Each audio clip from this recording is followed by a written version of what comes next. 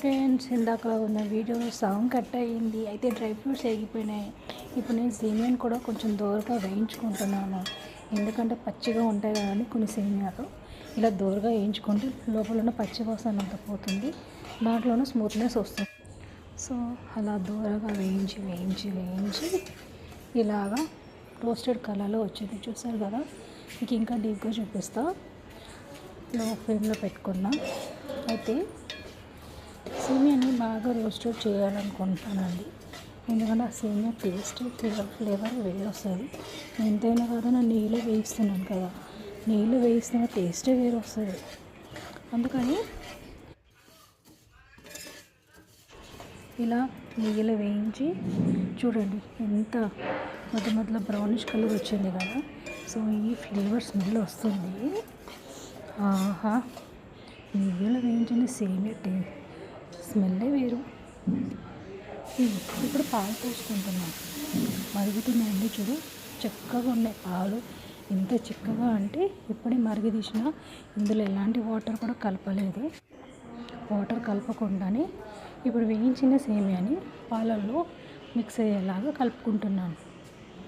బాగా కలుపుకోవాలండి. ఎక్కడ కూడా పాలు వేస్తున్నాం కాబట్టి అక్కడ అంటుకోకుండాను ఫ్లేమ్ అనేది లోలో పెట్టుకోవాలి. ఇంకా మధ్యలో పాలు పోసుకుంటూ కొంచెంగా కలర్ వస్తునేటట్టు చేసుకోవాలండి. ఇంకా పాలు తక్కువ అనిపిస్తున్నా కూడా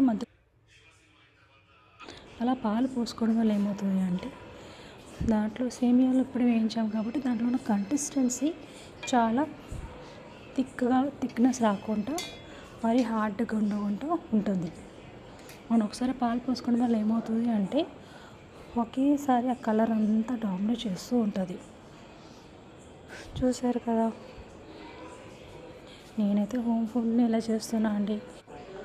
మీరు ఎలా చేస్తున్నారో నాకు తెలియదు కదా. సో నాకు వచ్చిన విధానం ఇది. ఇప్పుడు ఇందులో నేను చక్కెర వేసుకుంటున్నా. ఎంత వేసుకుంటున్నా అనేది మీకు చూపిస్తాను. చూడండి, పాలు చాలా చిక్కగా ఉన్నాయి. అయితే నేను ఇది 200 గ్రామ్స్ చక్కెర తీసుకున్నాను. 200 గ్రామ్స్ మొత్తం కలిసేలాగా పోసుకుంటున్నాను. ఇలా స్లోగా కలుపుకోవాలి. గట్టిగా కలుపుకుంటే వేడి వెళ్ళ గట్టిపడిపోతూ ఉంటుంది. సో పాలు సేమియా ఈక్వల్ అయ్యేటట్టుగా ఈ పంచదారని కూడా కలిపేసుకుంటున్నా. మీకు స్వీట్ ఎక్కువ అనిపిస్తే మధ్యలో పాలు కూడా పోసుకోవచ్చు.